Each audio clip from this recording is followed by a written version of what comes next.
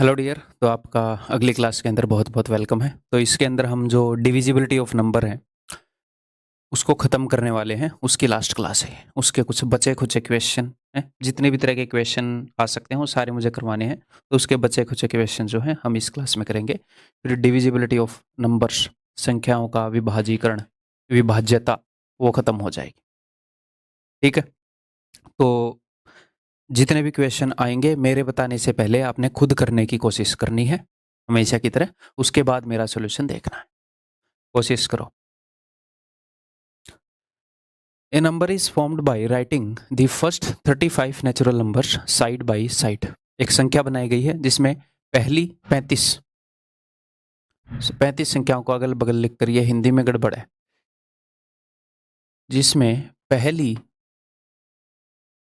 35 natural numbers हैं, प्राकृतिक संख्याओं।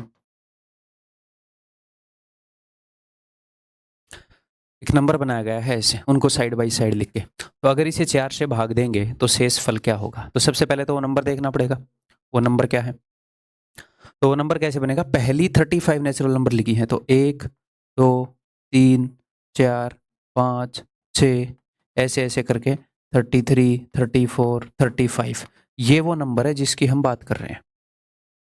पहली 35 नेचुरल नंबर्स को साइड बाय साइड लिख के ऐसे।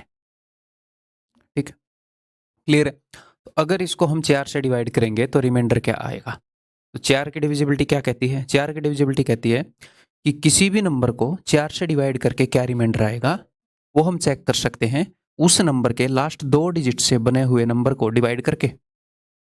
इस नंबर के लास्ट के 2 डिजिट क्या हैं? 35। तो अगर आप 35 को 4 से डिवाइड करोगे तो जो रिमाइंडर आएगा वही रिमाइंडर होगा इस नंबर को 4 से डिवाइड करने पर। तो आंसर विल बी ऑप्शन 3। ठीक है भाई। अगर इसमें 8 की डिविजिबिलिटी पूछी होती तो लास्ट के 3 डिजिट से बना हुआ जो नंबर है उसे डिवाइड कर लेते। 16 की पूछी होती तो लास्ट के 4 डिजिट से बना हुआ नंबर डिवाइड कर लेते। नेक्स्ट, अब मैं चाहूंगा कि ये जो अगला क्वेश्चन है आप करें, ध्यान से इसे समझें। इस तरह के क्वेश्चन में गलती होने की चांसेस रहती है। ए 100 digit number is formed by writing natural numbers, formed by writing natural number side by side starting from 1। Okay, 1 से शुरू कर प्राकृतिक संख्याओं को अगल बगल लिखकर एक 100 अंकों की संख्या बनाई जाती है। तो यहाँ पर ये जो नंबर है 1 2 3 4 5 एंड सो ऑन, 98 99 और 100, ये वाला नंबर नहीं है, ये वाला नहीं है। यही एक कॉमन मिस्टेक है, जिन बच्चों को नहीं पता वो पहले ये कर देते हैं। यहाँ पर उसने पहले 100 संख्याओं को लिखकर नंबर नहीं बनाया गया, यहाँ पर 100 डिजिट का नंबर बनाया गया है। जैसे लास्ट वाला जो नंबर था उसमें क्या बोला था? फर्स्ट 35 नेचुरल नंबर, पहले 35 नेचुरल नंबर। ठीक है, तो पहले 35 नेचुरल नंबर में ये नहीं है कि 35 डिजिट होंगे, 35 से ज्यादा डिजिट होंगे। कैसे? क्योंकि 1 से लेकर 9 तक, नीचे लिख लेते हैं, अगर आप पहले नेचुरल नंबर लिखेंगे ऐसे, तो 1 से लेकर 9 तक अगर आप लिखोगे तो 9 डिजिट्स हैं। लेकिन उसके बाद हर नंबर आपको 2-2 डिजिट देने लग जाएगा। हर नंबर 10 के अंदर 2 डिजिट हैं, 11 के अंदर 2 डिजिट हैं, इसके अंदर 2 डिजिट हैं, इसके अंदर 2 डिजिट हैं, टोटल 4 डिजिट हो गए इनमें। देखो, नंबर 2 ही है। तो हमने पहले 100 नंबर लिखने के लिए नहीं बोला एग्जामिनर ने बोला है कि 100 डिजिट का नंबर। ठीक है जी, अगर आपको 100 डिजिट चाहिए तो उसमें से 9 तो यहाँ पर हो गए, तो 100 माइनस 9 91 91। अब हर एक नंबर 2 डिजिट दे रहा है, तो मैं यहाँ पर कोशिश करूंगा कि मैं 91 डिजिट्स तो मैं नहीं देख सकता, क्योंकि एक नंबर 2 डिजिट दे रहा है। तो 90 डिजिट्स देने के लिए 90 डिवाइडेड बाई 2, 45 नंबर चाहिए होंगे। अच्छा, टोटल 45 नंबर चाहिए होंगे। तो कहाँ तक जाएगी बात? 9 से अगले 45 नंबर, 9 से एक अगला नंबर क्या है? 9 में 1 जोड़ दो 10, 9 से 2 अगला नंबर क्या है? 9 में जोड़ दो 11। तो 9 से 45 अगला नंबर क्या होगा? 9 में 45 जोड़ दो। ठीक है, तो यहां पर कौन सा नंबर आएगा? यहां पर आएगा 9 + 45, 54। 10 से लेकर 54 तक 45 नंबर हो जाते हैं। 44 से पहले क्या आएगा? 43, सॉरी 54 से पहले क्या आएगा? 53। तो अब तक अपने पास कितने डिजिट हुए हैं? 9 डिजिट, 90 डिजिट, टोटल 99 डिजिट हुए हैं। तो अगले नंबर का एक और डिजिट लेना पड़ेगा, यहाँ पर एक डिजिट यहाँ पर लेना पड़ेगा। तो अगला नंबर कौन सा है भाई? 53, 54, 55। तो 55 है, तो ये वाला तो हम नहीं लेंगे 55 का, सिर्फ ये वाला लेंगे। 100 डिजिट हो जाएंगे, 9, 90 और 1। अब कल को वो 100 डिजिट करवाए, 120 करवाए, 110 करवाए, फर्क नहीं पड़ता, आप ऐसे डिजिट करोगे। इसी के अंदर एक और तरह के क्वेश्चन आते हैं। कैसे क्वेश्चन आते हैं? इसी कंसेप्ट के ऊपर बेस्ड ऐसे क्वेश्चन आ सकते हैं कि एक बुक है जो कि 700 नंबर की बुक है, 700 पेजेस की बुक है। उसके पेजेस पर लिख रखा है 1, अगले पेज पर 2, अगले पर 3, ऐसे ही लास्ट पेज पर 700। तो उस बुक के पेज नंबर लिखने में टोटल कितने डिजिट यूज हुए? हुँ?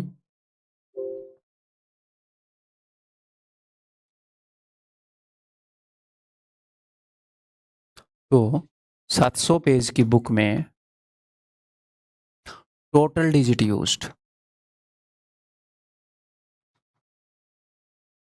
used to write page numbers. तो आप देखोगे कि 1, 2 पहले पेज के ऊपर पेज नंबर लिखने में एक डिजिट यूज हुआ, अगले पर एक डिजिट, अगले पर एक डिजिट, ऐसे ही करके पहले 9 पेज नंबर लिखने में 9 डिजिट यूज हुए। अब ऐसे मत कर देना कि पहले वाले को मैं ऐसे लिखूंगा, है?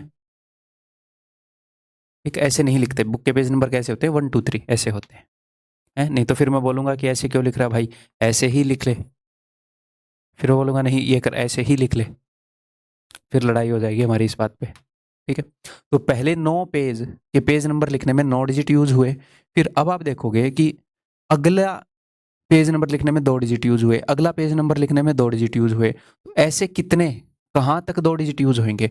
ये 700 पेज की बुक है, तो आप बोलोगे सर 99 तक तो हर पेज के ऊपर 2 डिजिट यूज होंगे, तो ये कितने नंबर हैं भैया? 99, यहाँ पर मैं लिख देता हूँ 9 डिजिट्स यूज हुए, -9 इज इक्वल टू 90 नंबर्स हैं। तो 90 इंटू 2, 180 डिजिट तो अब तक यूज हो गए। तो जैसे मैं बता रहा हूँ एग्जाम में ऐसे लिखने की जरूरत नहीं है, ये तो मैं आपको समझाने के लिए बता रहा हूँ। ओके, फिर 90 के बाद अगला पेज नंबर आएगा भाई साहब 100, फिर अगला 101 एंड सो ऑन, कहाँ तक? 700 तक बात जाएगी, ठीक है? तो 700 माइनस 99 कर लो, या फिर 700 माइनस 100 प्लस 1 कर लो। 700 में से 99 वाला घटाना है तो टोटल नंबर संख्या पता लगेगी। कई बच्चों को लगता है कि मैं तो कंफ्यूज हो जाऊंगा सर, कब ये वाला घटाना है, कब ये वाला घटाना है। तो मैं आपको बोलूंगा एक छोटा सा एग्जांपल ले लो कि 1 से लेकर 5 तक कितने पेज होते हैं, या फिर 3 से लेकर 7 तक कितने पेज होते हैं। मान लो आप 4 से 7 तक पेज चेक करोगे तो 7 में से 4 घटा रहे हो या 7 में से 3? 4, 5, 6, 7 टोटल 4 पेज हुए, बट 7 में से 4 घटाओगे तो 3 ही पेज आएंगे। तो इसका मतलब 7 में से एक छोटे वाला घटाना है। एक छोटा सा एग्जाम्पल ले लो, कभी कंफ्यूज हो जाओ एग्जाम में तो इन छोटी मोटी चीज़ों को लेकर। ठीक है? तो 700 माइनस 99, या फिर मैं 700 में से 100 घटा देता, 600 में एक जोड़ देता, 601 पेजेस। तो 601 इंटू 3, 1803 डिजिट्स। तो ऐसे कई कई तरह के क्वेश्चन बन सकते हैं सेम कंसेप्ट के ऊपर बेस्ड, ठीक है? ध्यान रखना आपने। अब ये देखते हैं, तो हमारा जो नंबर बना है वो ये बना है 1 से लेकर 9 तक 9 डिजिट यूज, 10 से लेकर 54 तक 90 डिजिट यूज, 99 हो गए। एक डिजिट अगले वाले नंबर का यूज कर लेंगे, ये 100 डिजिट का नंबर बन जाएगा। इसको डिवाइड करना है 8 से, 8 से डिवाइड करके क्या रिमाइंडर आएगा? तो 8 की डिविजिबिलिटी कहती है कि लास्ट के 3 डिजिट से जो नंबर बना है उसको डिवाइड करके चेक कर लो, वही रिमाइंडर पूरे नंबर को डिवाइड करके आएगा। सो चेक कर लेते हैं भाई। क्या आप एग्जाम में ऐसे इसको टोपी पहना कर करेंगे? नहीं, मेंटली कर लेंगे ना। 8 छिके 48, 14 में से 8 गए 6, 5, 8 बाटू 64, बच गया 1, reminder will be 1, answer will be option D. ठीक है? ठीक है गाइज, समझ में आ रहा है? आगे बढ़ जाऊं?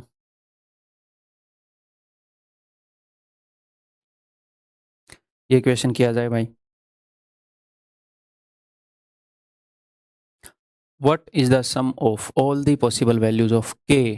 के की सभी पॉसिबल वैल्यूज, सभी संभावित मानों का योग निकालना है for which A 7 digit number this is divisible by 3, जिसके लिए ये 3 से डिविजिबल हो जाए। अब 3 की डिविजिबिलिटी क्या कहती है? 3 की विभाज्यता डिविजिबिलिटी कहती है कि इसका सम ऑफ डिजिट 3 से डिविजिबल होना चाहिए। ठीक है जी, तो वो लगा देते हैं।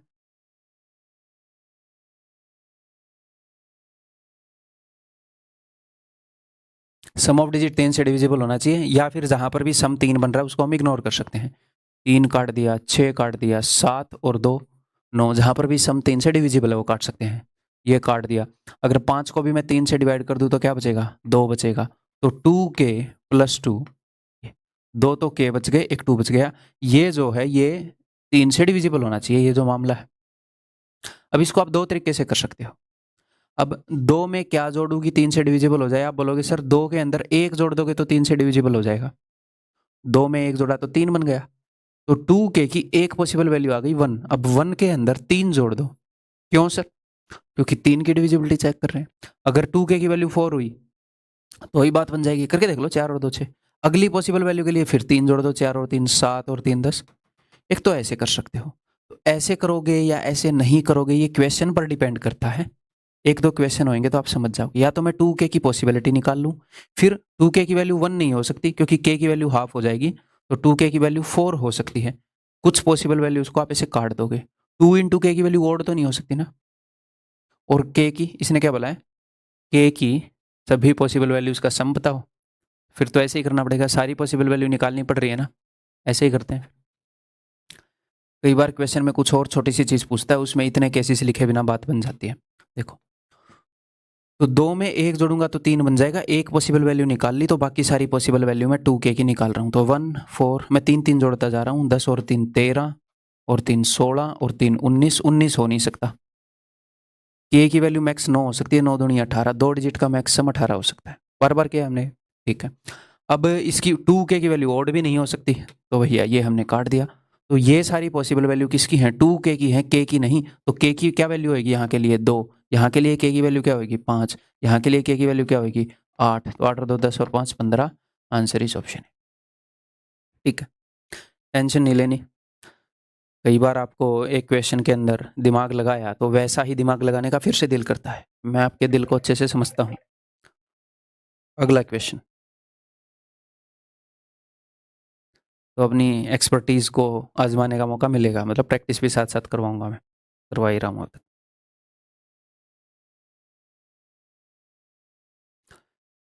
What is the value of k such that number 7 to k 460k is divisible by 6? ताकि ये जो नंबर है ये 6 से डिविजिबल हो। 6 से डिविजिबिलिटी का मतलब है कि भैया 2 से भी डिविजिबल हो और 3 से भी डिविजिबल हो। ठीक है, और 2 से डिविजिबिलिटी का मतलब है कि यूनिट डिजिट जो है वो क्या होना चाहिए? इवन। तो यहाँ पर k जो है वो यूनिट डिजिट है, तो 2 की डिविजिबिलिटी का मतलब है कि k जो है दैट शुड बी इवन। यानी कि k की वैल्यू क्या होगी? 0 2 4 6 8। k की यही वैल्यू हो सकती है क्योंकि नंबर 2 से डिविजिबल है। तो एक तो k की कुछ पॉसिबल वैल्यूज हमें पता चल गई। 2 की डिविजिबिलिटी के अकॉर्डिंग तो यही हो सकती है। अब 3 की डिविजिबिलिटी के अकॉर्डिंग इसमें से कुछ कट जाएंगी या सारी बचेंगी, हम देखेंगे। ठीक है, तो k की वैल्यू 7 हो सकती है? नहीं जी। k की वैल्यू 9 हो सकती है? नहीं जी। अगर हो सकता था कि 3 ऑप्शन कट जाते तो सीधे एक ऑप्शन को उत्तर मार देते। नहीं कटे तो अब एक काम और आप कर सकते हो। क्या? अब 4 रख के देख लो k की जगह, क्योंकि 2 ही ऑप्शन बचे हैं। एक को यूज करके देख लो, अगर वो उत्तर हो गया तो उसको टिक मार देंगे, नहीं हुआ तो दूसरे को टिक मार देंगे। क्लियर है? ऐसे हम ऑप्शंस को यूज करेंगे। अदरवाइज सारे केसेस कैसे निकालने हैं पिछले क्वेश्चन में बताए हैं, एक बार फिर से बता रहा हूँ। ठीक, जैसे एक बार ऑप्शन चेक करना बता देता हूँ। हम 4 रख के देख लेंगे, ऐसे 7 2 k 4 6 0 k। 3 से डिविजिबल होना चाहिए, तो 3 की डिविजिबिलिटी चेक कर रहा हूँ। 6 काट दिया मैंने, 4 और 2 6 काट दिया। अब 7 के अलावा क्या होना चाहिए? 7 के अलावा 7 और 2 9 होता है, तो 2k की वैल्यू क्या हो सकती है? 2k की वैल्यू हो सकती है जी, चलो जो भी है 7 प्लस 2k, ऑप्शन यूज कर रहे हैं ना अभी। तो 7 प्लस 2k 3 से डिविजिबल होना चाहिए, तो मैं 4 रख रहा हूँ k की जगह। 4 दूनी 8 और 7 15 डिविजिबल है, यही उत्तर है। 8 चेक करके देख लो, 8 दूनी 16 और 7 23 डिविजिबल है? नहीं, वो नहीं हो सकता। ठीक है, अदरवाइज अगर ऑप्शन यूज नहीं करना तो, अगर ऑप्शन यूज नहीं करना तो देखो, मुझे ये 3 से डिविजिबल चाहिए। 7 प्लस 2k मुझे 3 से डिविजिबल चाहिए। जी हाँ सर, और k की क्या क्या वैल्यूज हो सकती हैं, ये वैल्यूज हो सकती हैं, तो रख रख के देख लो। k की वैल्यू 0 रखूं तो 2 इंटू 0 0, 7 प्लस 0 7, 7 3 से डिविजिबल है नहीं, तो 0 तो पॉसिबल ही नहीं है। 2 रख के देखो k की जगह, 2 दूनी 4 और 7 11, 3 से डिविजिबल नहीं है, ये 3 से डिविजिबल होना चाहिए भैया। 4 रखूंगा तो 4 दूनी 8 और 7 15, ये पॉसिबल है, बाकी पॉसिबल नहीं मिलेंगे आपको। 6 दूनी 12 और 7 19, सारी कट जाएंगी, एक ही उत्तर है। तो हमने क्या किया, ये नंबर दो चीजों से डिविजिबल होना चाहिए, हमने उन दोनों की डिविजिबिलिटी चेक कर ली। 2 से डिविजिबल है तो k की कुछ वैल्यूज आई, 3 से डिविजिबल है तो भी k की कुछ वैल्यूज हो सकती हैं। दोनों को यूज करोगे तो सारी पॉसिबल वैल्यूज जो हैं, जो दोनों कंडीशन को सेटिस्फाई कर रही हैं, वो मिल जाएंगी। ठीक, और प्रैक्टिस करेंगे। नेक्स्ट क्वेश्चन पर चलते हैं। बताओ,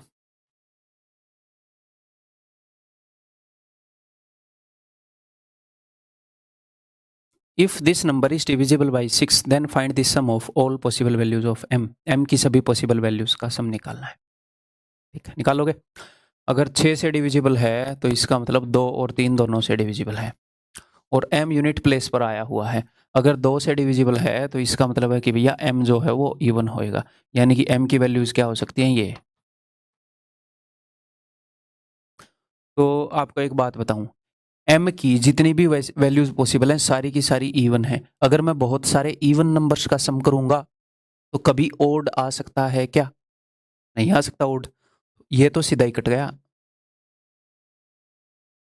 और आपको एक और बात बता दूं, 8 और 2 10, 6 और 4 10, तो मैक्सिमम सम m की ये सारी वैल्यूज पॉसिबल है 2 की डिविजिबिलिटी के आधार पर। अब 3 की डिविजिबिलिटी के आधार पर कुछ वैल्यूज तो कटेंगी, तो मैक्सिमम सम 20 हो सकता है। तो यहां पर अगर सम 20 से ज्यादा होता तो उसको हम काट सकते थे, लेकिन अब तो मैं ये नहीं बोलूंगा कि 20 से छोटा ही होएगा, क्या आप तो सारी सेटिस्फाई कर जाएं। ठीक है, जस्ट ब्रेनस्टॉर्मिंग करवा रहा हूं मैं आपकी। ठीक है, तो m की जो वैल्यूज पॉसिबल है वो ये है 2 की डिविजिबिलिटी के आधार पर। अब 3 की डिविजिबिलिटी देखता हूं,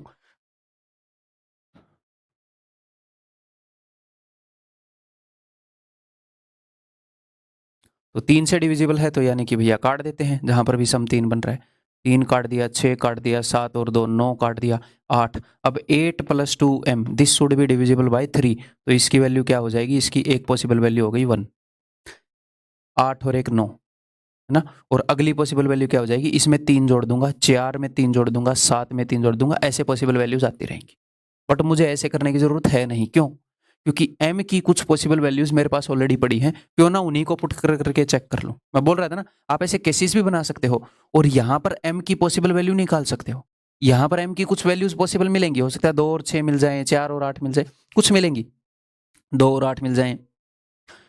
बट यहां पर पॉसिबल निकालू, वहां पर ऑलरेडी पॉसिबल निकाल चुका हूं, इतना टाइम क्यों वेस्ट करूं, मुझे एक बात बताओ।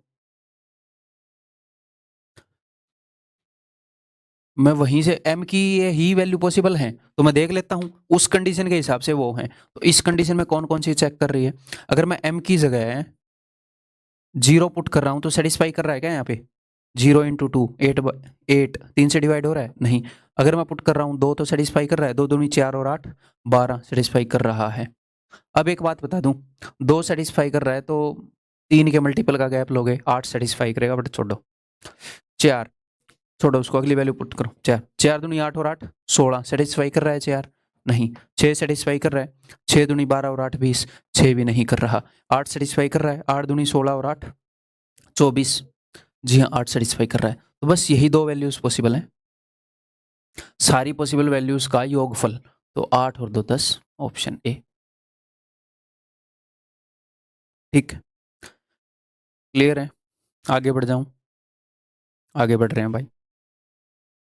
देखो मैं जिस तरीके से आपको पढ़ा रहा हूं ना, आपको, हम कोई भी काम करते हैं, अगर इन्वेस्टमेंट की बात करें तो ये 3 चीज़ें इन्वेस्ट करते हैं, इनमें सबसे ज़्यादा वैल्यूएबल ये होता है।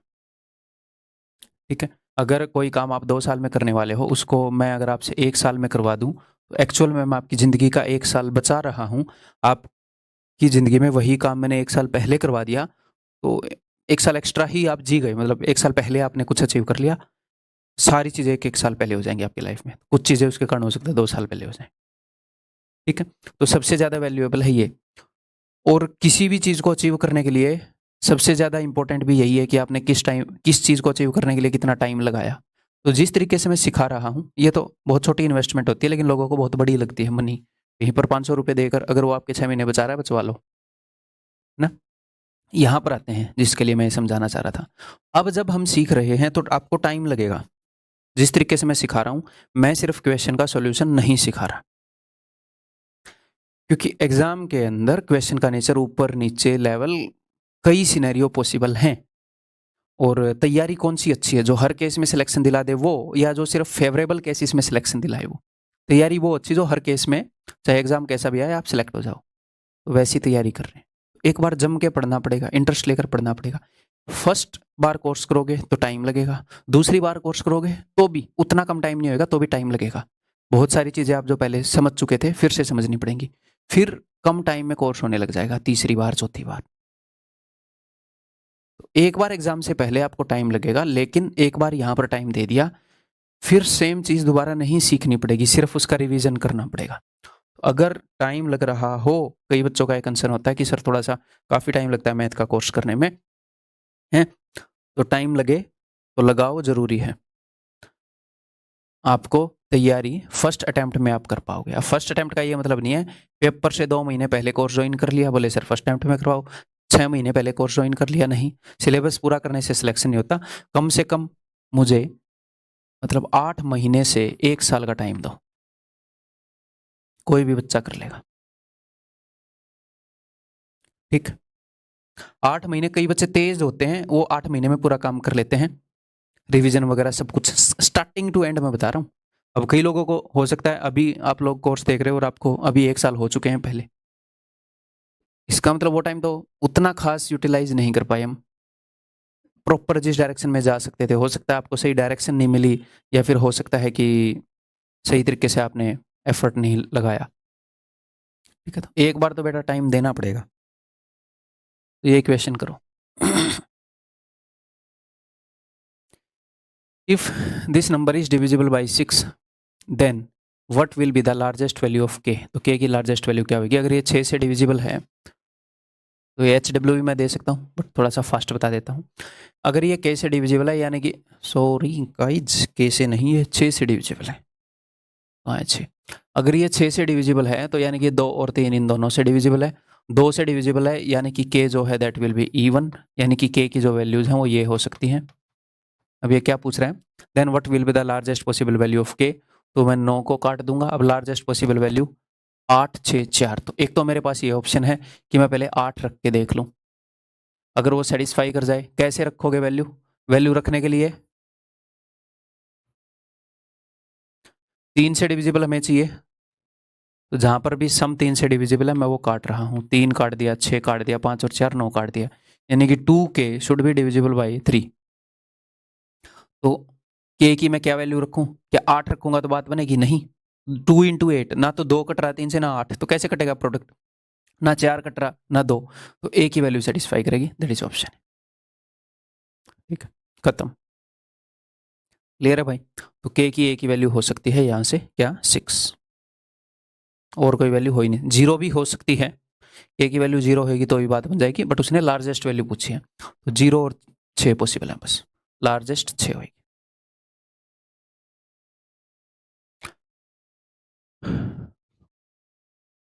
If this number is divisible by 9, then find the least possible value of x, where x is a 2 digit number। तो अब की बार x जो है वो 2 डिजिट नंबर है, ये बात ध्यान रखना है, एक 2 डिजिट का नंबर रखना है और इसकी लीस्ट छोटी से छोटी वैल्यू ज्ञात करनी है। ठीक है जी, 9 से डिविजिबल है।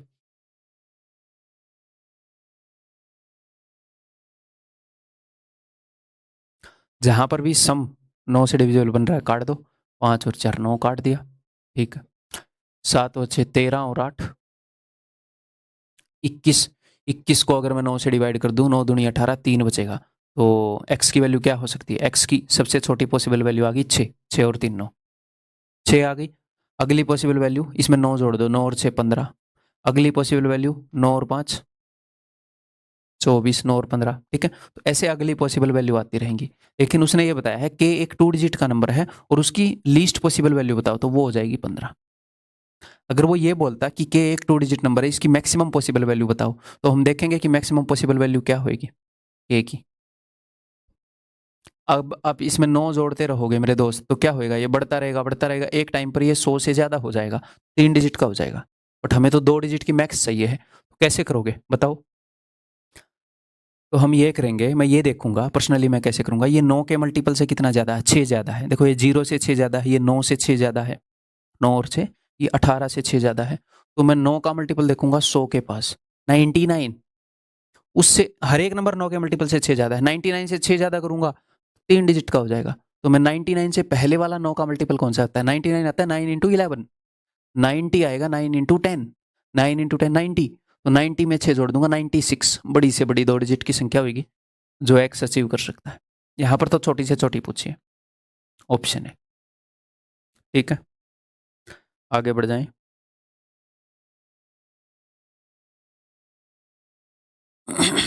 बताओ, what is the product of largest and smallest possible values of m for which this number is divisible by 9? बताओ।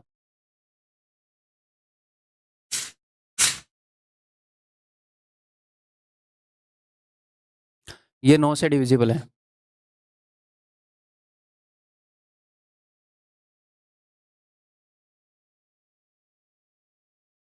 जहां पर भी सम 9 से डिविजिबल है काट रहे हैं, 5 4 9 8 और एक 9, 3 बच गया और 3 बार m बच गया, तो 3m + 3, ये जो भाई साहब 9 से डिविजिबल होना चाहिए।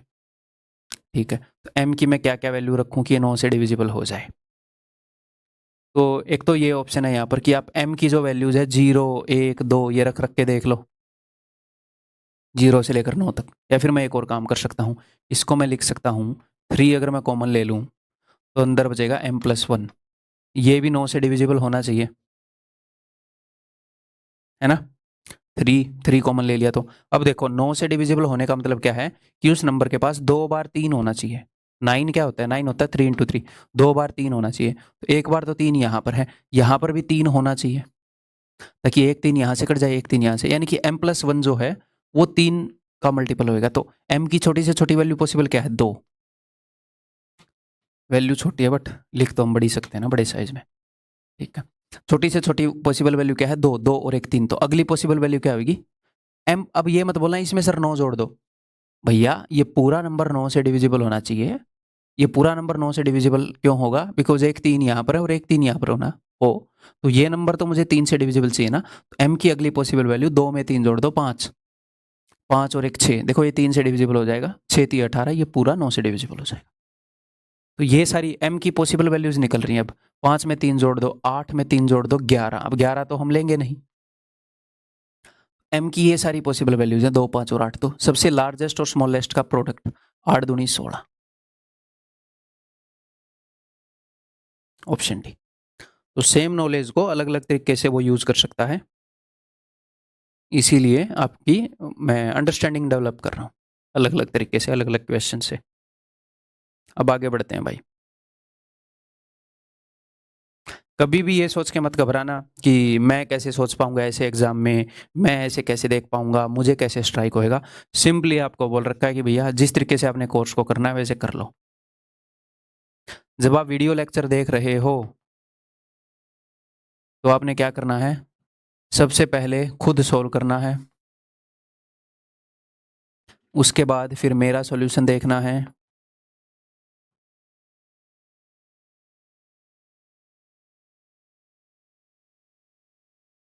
एक मिनट रुको यार,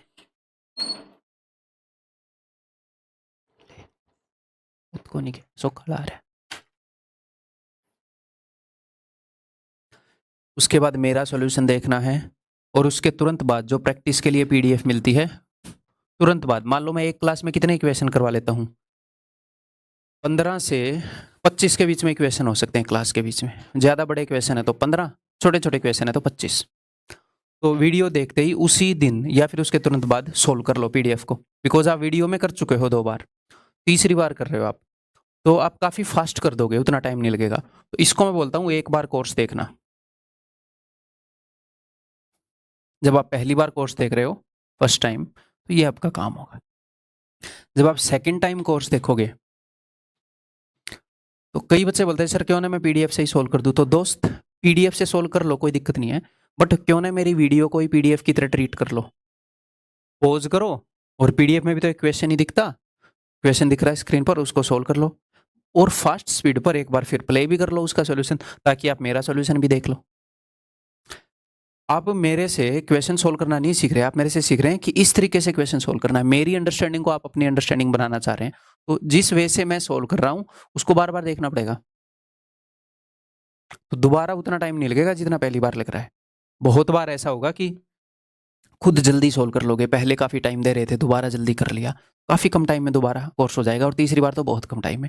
ऐसे 3 बार कर लोगे तो आपको ये सोचना ही नहीं कि मैं ऐसे कैसे सोच पाऊंगा, मुझे ये स्ट्राइक होगा कि नहीं। नहीं, अगर आप एक बीज लगाते हो और ये सोचते हो क्या पेड़ हरा भरा होगा कि नहीं, क्या इस पेड़ में कितनी टहनियाँ आएंगी, नहीं, आप अपना काम करते रहो, पेड़ खुद बड़ा हो जाएगा। तो यही आपका काम है, यही आपका इनपुट है, रिजल्ट अपने आप आएगा। टेंशन लेनी ही नहीं है, काम करना है, एक्शन पुट इन करना है, ठीक है, क्लियर। तो अभी रिलैक्स होकर देखते रहो, दैट्स इट, खत्म, काम अपने आप हो रहा है, आपको कुछ करना नहीं है, यही तो काम है जिससे रिजल्ट आएगा। If this is divisible by 9 where b is an odd number, find the sum of all the possible values of a। थोड़ा सा बढ़िया क्वेश्चन है, तो मे भी आपका टाइम लग जाए, करते हैं जी। ये 9 से डिविजिबल है,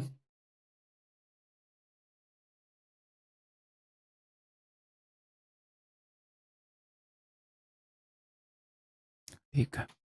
अगर ये 9 से डिविजिबल है तो जहाँ पर भी सम 9 से डिविजिबल बन रहा है, मैं काट रहा हूँ 9 और 1 10 और 8 18, ठीक है, काट दिया भाई, और 7 और 5 12 और 6 18 काट दिया।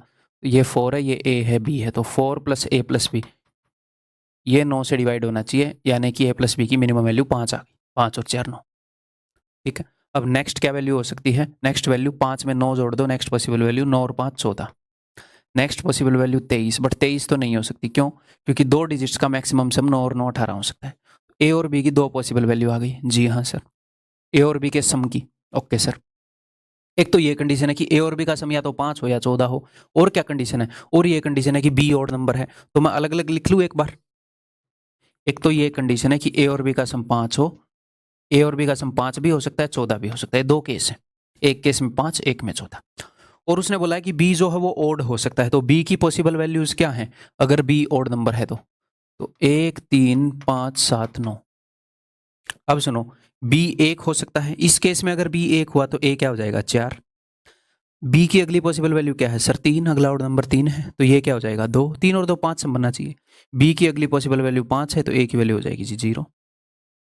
बी की अगली पॉसिबल वैल्यू 7 है, तो क्या उसके लिए ए की कोई वैल्यू है, नहीं, तो इस केस में बी की वैल्यू 7 नहीं हो सकती है।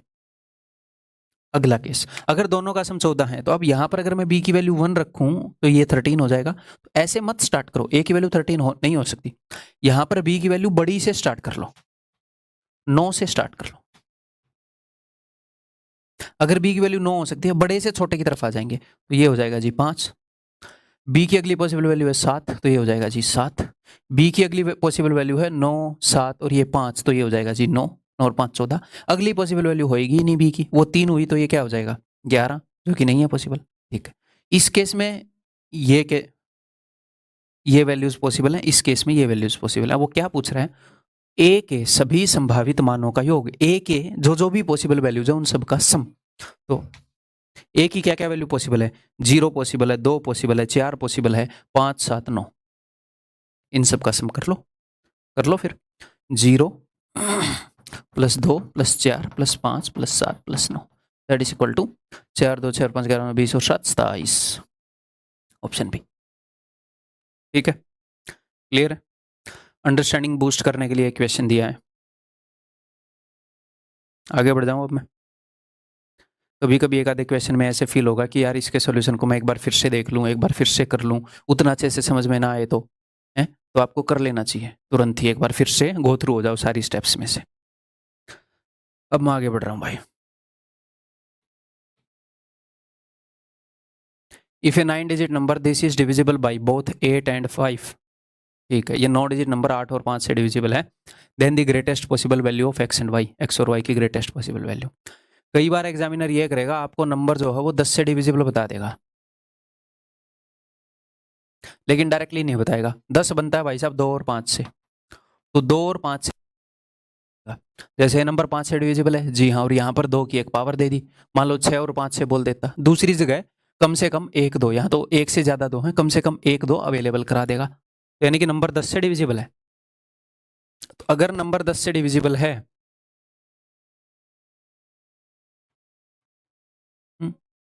8 है तो यहाँ पर 2 भी है, 5 है ही, 10 से डिविजिबल है, तो 10 से डिविजिबल नंबर का यूनिट डिजिट हमेशा 0 होएगा।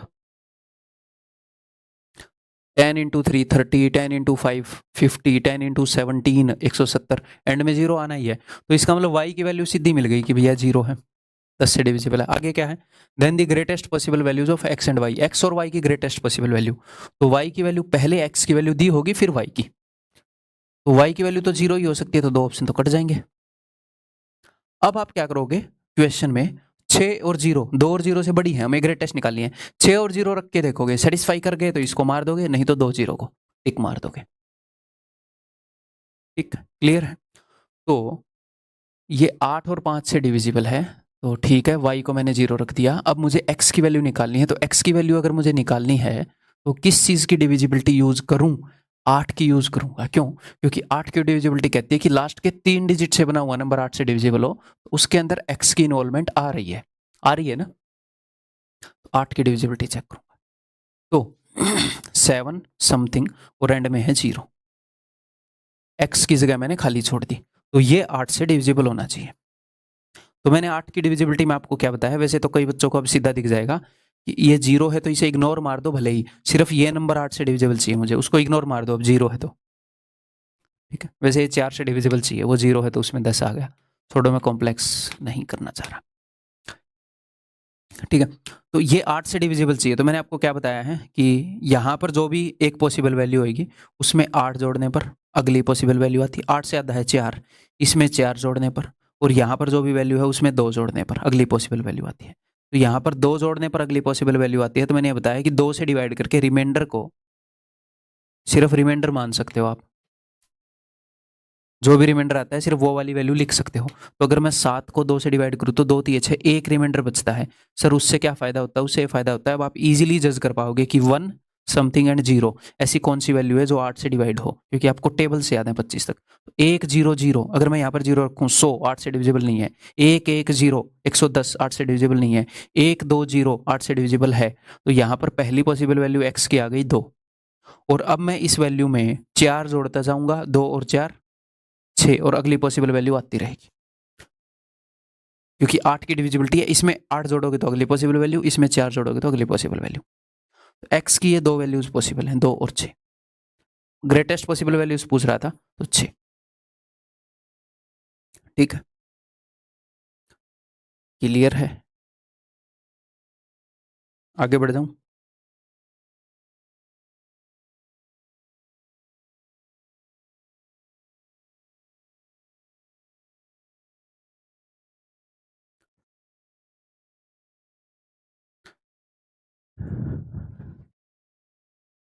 n, ये n है, is a positive integer whose tens and units digit are a and b respectively. ठीक है, if n is divisible by 5 8 and 9, तो ये 5 8 और 9 से डिविजिबल है, तो ये 10 से भी डिविजिबल है। अगर ये 5 और 8 से डिविजिबल है तो ये 10 से भी डिविजिबल है। अगर ये 10 से डिविजिबल है तो इसका मतलब है कि b is equal to 0। Clear है, b जो है वो 0 है। ओके, अब मुझे a की वैल्यू निकालनी है। a की वैल्यू मैं कैसे निकालूं? मैं देखो 8 की डिविजिबिलिटी भी यूज़ कर सकता हूं, क्योंकि 8 की डिविजिबिलिटी लास्ट 3 डिजिट से बनती है, बट मैं यहाँ पर क्यों ना 9 की डिविजिबिलिटी यूज़ कर लूँ ना। 9 की भी यूज़ कर ही सकते हैं, ईजी रहती है सम ऑफ डिजिट। तो एक बार 9 की यूज़ कर लेता हूँ, फिर देख लूँगा। तो 4 7 5 a, और यहाँ पर है जी 0, ये 9 से डिविजिबल होना चाहिए। तो जहाँ पर भी सम 9 बन रहा है काट दूंगा, 5 और 4 9, 7 है, 7 के अलावा यहाँ पर एक 2 होना चाहिए, 7 और 2 9, तो a की एक पॉसिबल वैल्यू आ गई 2। अगली पॉसिबल वैल्यू क्या होगी? 9 की डिविजिबिलिटी चेक कर रहा हूँ, 2 में 9 जोड़ दोगे 11, तो 9 से ये तभी डिवाइड होगा जब ये 2 होगा। यहाँ पर a की पॉसिबल वैल्यू है, तो ये 8 के लिए भी सेटिस्फाई करेगी। क्यों सर? देखो a की वैल्यू यहाँ पर, a की वैल्यू 1 ही हो सकती है, तभी ये 9 से डिवाइड होएगा, अदरवाइज कुछ और हुआ तो ये 9 से डिवाइड होएगा ही नहीं, और ये 9 से डिवाइड हो रहा है। अदरवाइज आप चेक कर सकते हो 8 से, 8 से चेक करोगे, अगर यहाँ पर 2 है तो 520 8 से डिवाइड होएगा। ठीक है, तो ए की वैल्यू मिल गई, बी की वैल्यू मिल गई, तो then what is the value of this 10a plus B. तो एक और काम आप कर सकते थे यहाँ पर, बिकॉज बी की वैल्यू 0 आ गई, बी की वैल्यू 0 आ गई, तो 10 इंटू समथिंग उत्तर होना था, तो इनको सीधे सीधे काट सकते थे, हो सकता है ऐसे ही 3 कट जाए। तो मैं आपको देखो ये अंडरस्टैंडिंग मैं आपको बताता हूँ, बट सिर्फ इसके बेस पर मैं एक क्वेश्चन सोल्व करके कभी भी आगे नहीं बढ़ता। मैं पूरी अंडरस्टैंडिंग बताता हूँ, क्यों? क्योंकि ये तो क्वेश्चन के अंदर एक कमजोरी है, अगर कमजोरी मिल गई तो यूज कर लेंगे, नहीं तो नहीं। कमजोरी के सारे नहीं जाएंगे, मैं मेथड सारे आने चाहिए। तो ए की वैल्यू है 2, 10 इंटू 2 20 प्लस 0, उत्तर इज इक्वल टू 20, ऑप्शन। ठीक, क्लियर भाई? आगे बढ़ूं।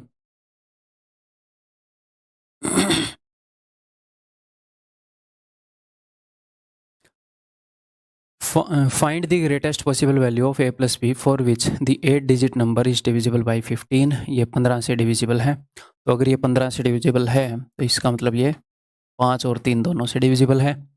और अगर ये 5 से डिविजिबल है, 5 से डिविजिबल का मतलब है कि यूनिट डिजिट यानी कि a जो है वो या तो 0 होगा या 5 होगा।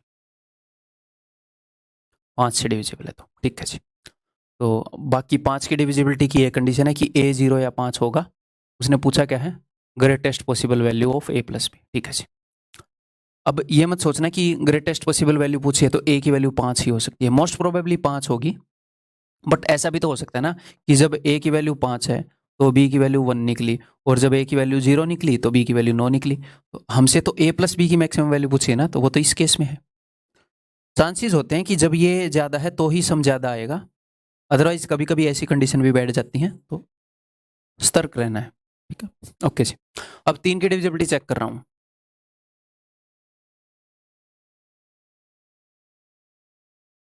ए ही लिख देता हूँ, या फिर मैं एक काम कर सकता था, ए को एक बार यहाँ पर 0 रख के देख लेता, एक दूसरे केस में 5 रख के देख लेता। कैसे भी कर लो, एक क्वेश्चन को करने के बहुत तरीके हैं। अब मैं 3 की डिविजिबिलिटी चेक कर रहा हूँ ना जी। हाँ जी, 3 की, 3 को तो काट ही देते हैं, 4 और 2 6 काट दिया, तो 1 प्लस बी प्लस ए, तो ए प्लस बी की वैल्यू क्या आ गई, ये 3 से डिविजिबल होना चाहिए 2।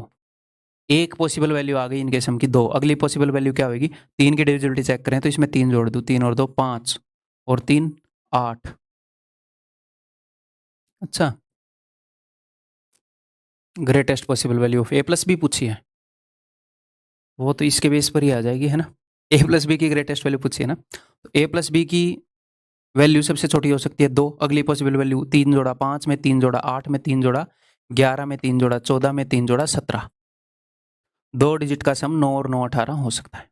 तो ए और बी की मैक्स वैल्यू, अब तक मैंने इसको यूज नहीं किया कि ए 0 है या 5 है। अब देखो ए और बी की मैक्स वैल्यू 17 है, बट क्या 17 पॉसिबल है?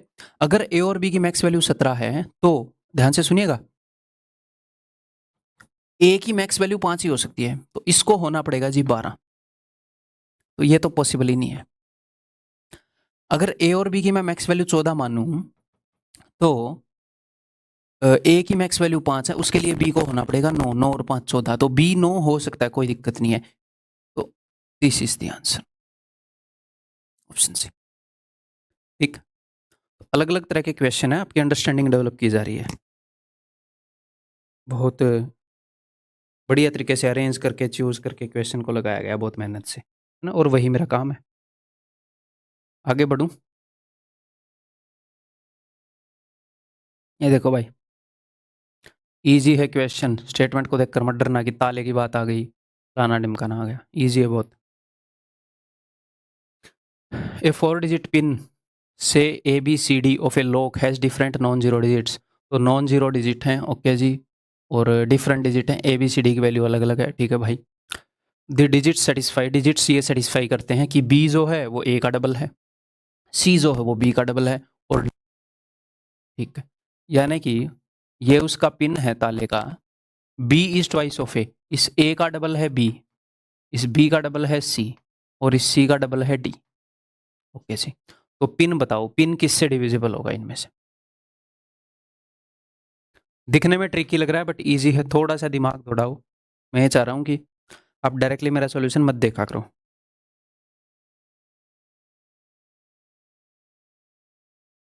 तो देखो, क्या मैं ए की वैल्यू 0 रख सकता हूँ? नहीं, क्यों? क्योंकि नॉन जीरो डिजिट है, ओके जी। तो अब 0 के बाद सबसे मतलब 0 के बाद अगली पॉसिबल वैल्यू क्या हो सकती है? ए की वैल्यू क्या हो सकती है 0 से लेकर 9 तक, 0 1 2 3 इनमें से ही कुछ होगी। बिकॉज ये आगे जाकर डबल होते जा रहे हैं तो मैं छोटी वैल्यू से स्टार्ट कर रहा हूँ, क्योंकि ए की वैल्यू अगर मैंने 9 ले ली तो बी की 18 लेनी पड़ेगी, जो कि है नहीं, 2 डिजिट तो है नहीं। ओके जी, तो ए की वैल्यू मैंने 1 ले ली, तो 1 का डबल 2 का डबल 4 का डबल 8, तो पिन ये भी हो सकता है। कंडीशन सेटिस्फाई तो कर दी। अगर मैं ए की वैल्यू 2 ले लूँ तो 2 का डबल 4 का डबल 8 का डबल 16, ये भी पॉसिबल नहीं है भैया। तो ए की वैल्यू पॉसिबल है जो इन कंडीशन को सेटिस्फाई कर सकती है, यही पिन हो सकता है। तो पिन किससे डिविजिबल है? क्या 5 से डिविजिबल है? नहीं, काट दो। ठीक है, 2 और 3 से डिविजिबल है क्या? 2 से तो है, इवन है, और 8 और 4 12, 2 और 3 3 से भी है। क्या 7 से डिविजिबल है? तो क्या सर हम डिविजिबिलिटी लगाएं? इतनी जरूरत नहीं है, 7 से डिवाइड करके देख लो। 7 एकम 7, 5 बच गए, 7 7 49, 5 बच गए, 7 से भी नहीं है, काट दो। 2 और 3 से तो है ही। अब 13 और 11, अब यहाँ पर देखो, हाँ यहाँ पर हो सकता था। 2 और 3 से है, 2 और 3 से है, 2 और 3 से है, 7 11 और 13 की डिविजिबिलिटी चेक करनी है। तो अब आप लगा सकते हो वो रूल, भले ही 3 3 का पेयर करते हैं, 248 माइनस 1 247। एक बार इसको जल्दी से 7 से डिवाइड करके देखेंगे, नहीं हुआ, फिर इसी को 13 से डिवाइड करके देखेंगे। ठीक है, 11 से भी डिवाइड नहीं हो रहा है, देखो 7 और 2 9 और 4, ये 13 से ही होएगा। 13 एकम 13 और बच जाएगा 11, 13 नहीं में 117, 13 से हो जाएगा। वो जो मैंने रूल बताया था, जब 7 11 और 13 की डिविजिबिलिटी कई बार देखो PYQ है ये, कई बार इकट्ठी चेक करनी आ जाती है, तो वो थोड़ा सा फास्ट कर देता है। तो जो भी मैं आपको चीज़ बता रहा हूँ सारी यूजफुल बता रहा हूँ। ठीक है, आगे बढ़ूँ। थोड़ा सा यहाँ पर दिमाग लगाओगे आप।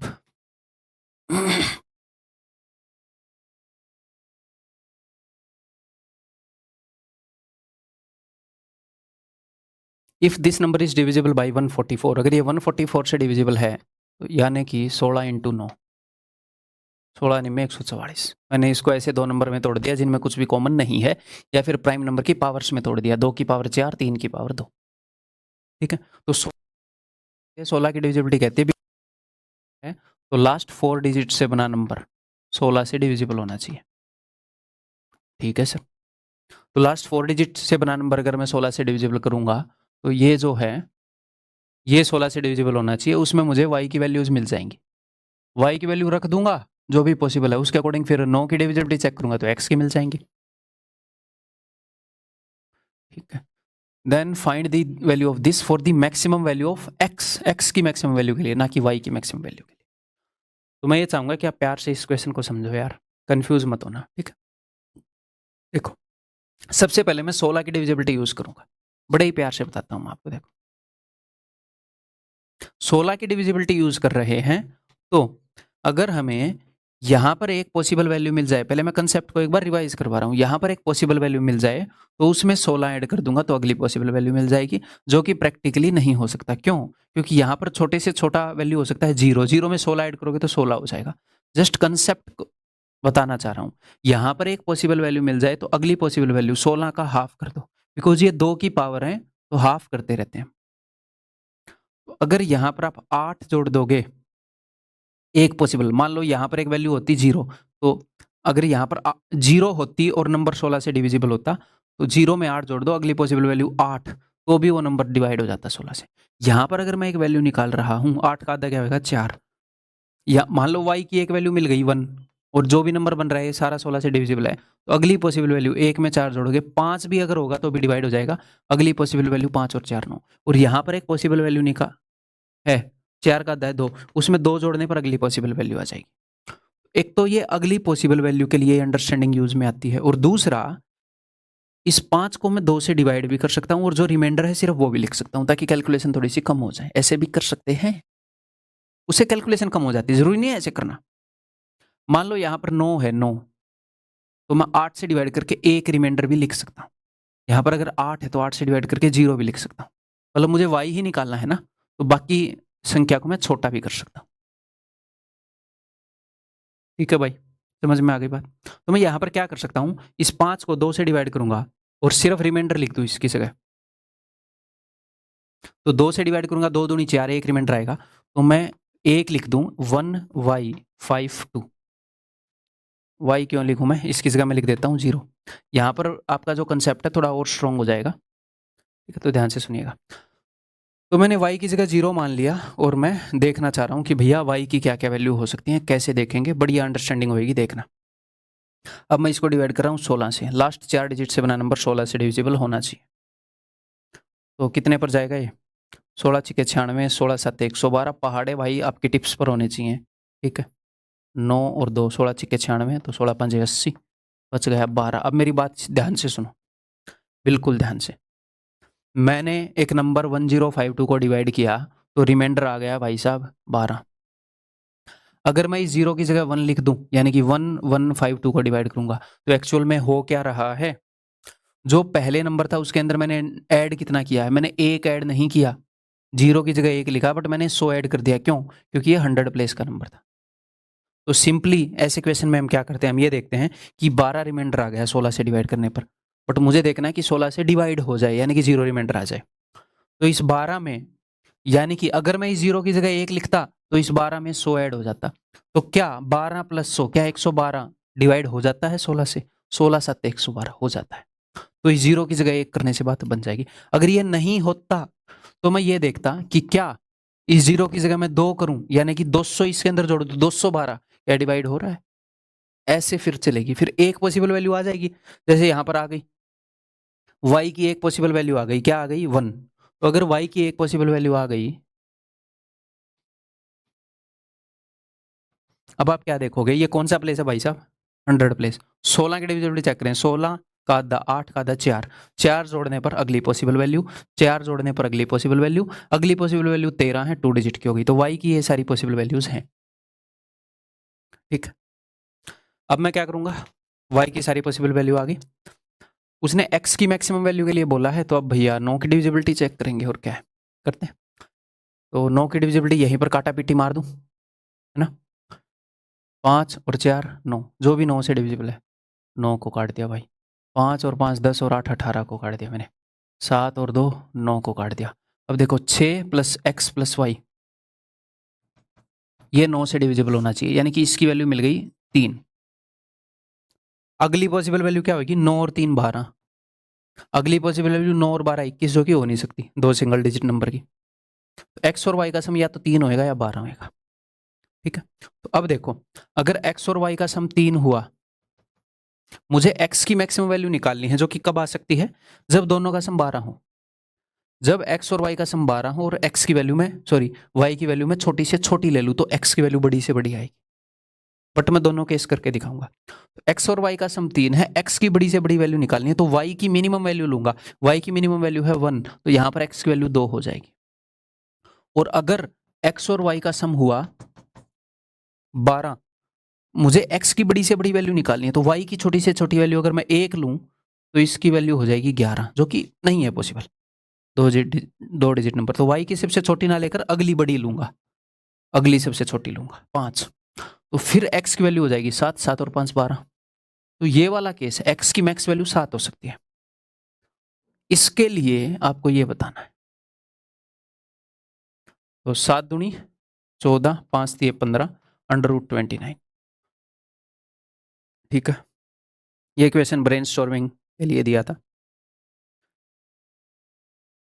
डेवलप हो, 16 की डिविजिबिलिटी आ जाए तो वो भी हैंडल हो, ठीक है। क्लियर है? ये इस लेक्चर का लास्ट क्वेश्चन है, थोड़ी सी ब्रेनस्टॉर्मिंग इसमें भी करेंगे। अगर आपको करने में टाइम लग जाए, समझने में टाइम लग जाए, तो घबराने वाली बात नहीं है। जैसे डॉक्टर बोलता है कि सब कुछ ठीक है, घबराने वाली बात नहीं है, ऐसे ही पहले इंडियन मूवीज़ में आपने देखा था कि एंड में कुछ बात, मतलब मरने की टाइमिंग ऐसी होती थी कि बताओ ये किसने किया, ये ऐसे कि किशन बोल रहा है ऐसे, कि किशन बोल ही नहीं पाएंगे, मतलब कितनी एग्जैक्ट टाइमिंग होती।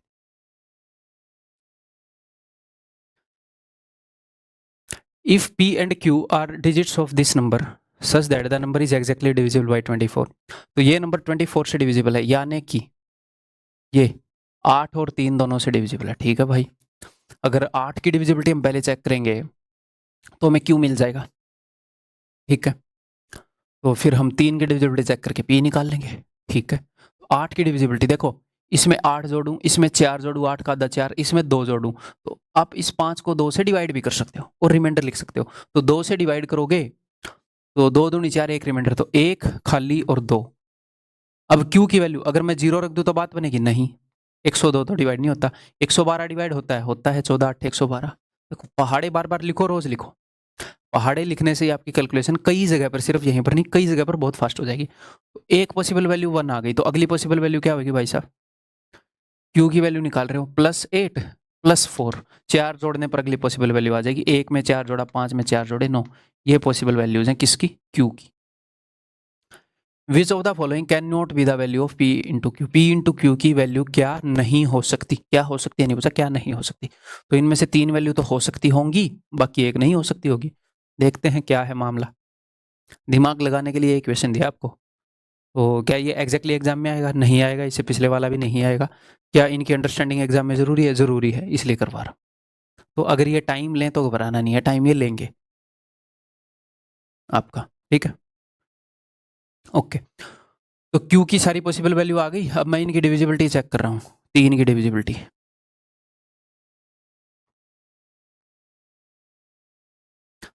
3 से डिविजिबल को मैं काट दूंगा, 3 सम बनेगा तो 3 काट दिया मैंने, 5 और 4 9 काट दिया। वैसे 5 और 4 9 काटना चाहिए था, ताकि 7 और 2 9 भी काट पाए।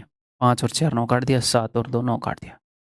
ये 9 है क्या? 9 और P, ठीक है, ये काट दिया, 2 बच गया। तो P प्लस Q। अब जैसे मैं यहाँ पर +2 भी लिख देता हूँ, एग्जाम में आपको ये लिखने की जरूरत नहीं है, मैं समझाने के लिए लिखता हूँ कि 7 और 2 9 ऐसे अलग से, ठीक।